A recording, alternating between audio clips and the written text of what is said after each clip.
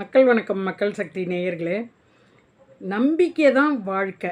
நம்மளுடைய நம்பிக்கை தான் நம்மளுடைய வாழ்க்கை. நம்ம எண்ணம் தான் நம்மளுடைய வாழ்க்கைங்கிறதுக்கு ஒரு சின்ன அ என்னுடைய நிகழ்வை சொல்கிறேன்.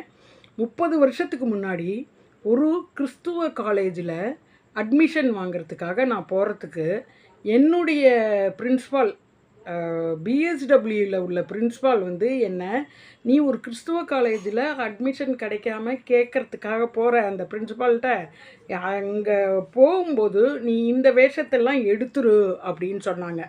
அப்போ நான் என்ன பண்ணினேன், சரி அப்படின்ட்டு அவங்க கொடுக்குற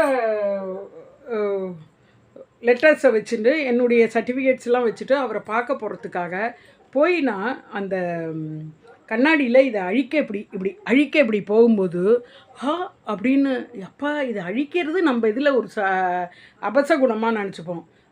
இது அழித்து தான் எனக்கு அங்கே வேலை இது படிப்புக்கு அட்மிஷன் கிடைக்கணும்னா அது ஒன்றும் தேவையில்லை, இந்த கடவுளும் காப்பாற்றுவார், அப்படி ஒன்றும் நான் போகணுன்னு அவசியம் இல்லைன்னு என் மனசுலேயும் ஒரு வைராக்கியம் அப்போ இருந்தது. அதுக்கு ஏற்ற மாதிரி இவங்க சொன்னாங்க, நீ ஃபஸ்ட்டு உன்னோட சர்டிஃபிகேட்ஸ்லாம் கொடுத்து நீ கேட்டு அது கிடைக்கலன்னா மட்டும் இந்த ஸ்லிப்பை கொடு அவங்கள்ட்ட, அப்போ தான் உனக்கு ஒரு நம்பிக்கை வரும் அப்படின்னு சொன்னாங்க. அதே மாதிரி நான் வந்து அந்த காலேஜுக்கு போகிறேன், வெளியில் நிற்கிறேன், என் ஃப்ரெண்ட்ஸ் எல்லாம் என்னை டிஸ்கரேஜ் பண்ணுறாங்க, உனக்கு கிடைக்காது அப்படின்னு டிஸ்கரேஜ் பண்ணுறாங்க. அந்த வருத்தத்திலேயே நான் இருக்கேன். நான் ஒரு ஸ்லிப்பை பிரின்ஸ்பாலுக்கு அந்த காலேஜ் பிரின்ஸ்பாலுக்கு கொடுத்து அனுப்புகிறேன் வாட்ச்மேன் மூலிமா. அதை பார்த்துவிட்டு ஒரு 5 நிமிஷத்தில் என்னை வந்து உங்களை கூப்பிட்றாங்க பிரின்ஸ்பால்னு சொல்கிறார். நான் அந்த பிரின்ஸ்பால்கிட்ட போய் என் நிலமையை சொல்கிறேன்.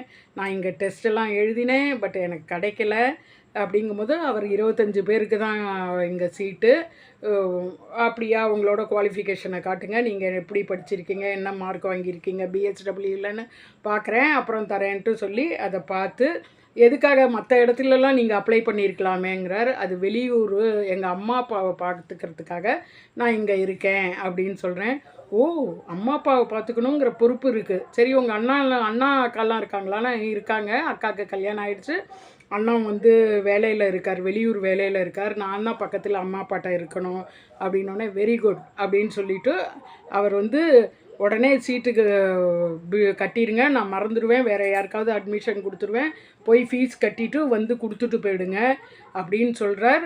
அப்படியே சந்தோஷமாகி நான் வெளியில் வரேன். அந்த லேடிஸ்லாம் நான் எனக்கு கிடைக்கலன்னு சந்தோஷப்படுறாங்க. மீதியை கீழே பாருங்கள்.